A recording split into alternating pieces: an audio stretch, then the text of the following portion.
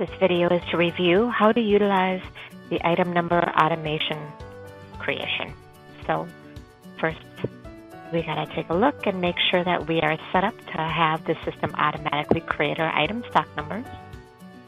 You can see down here under item number automation, it says hi, automate by default.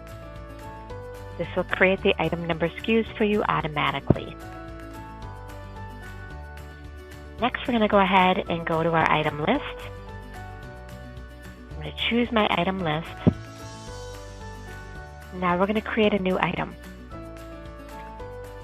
You can see here that the first two fields are grayed out because we're using the functionality built into the system to automate the item numbers. So the first thing we're going to do is come down and select our manufacturer. You can see that once I selected the manufacturer, it started to create the item number and the description for us automatically. Next, I'm going to select a model. It also added the model into both of those fields for us. Now I'm going to select caliber. And again, it's adding those characteristics to the item number, SKU, and description.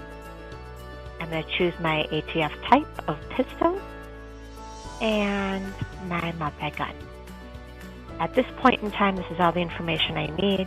You can see that the item SKU number and the description has been created for us automatically using the high default.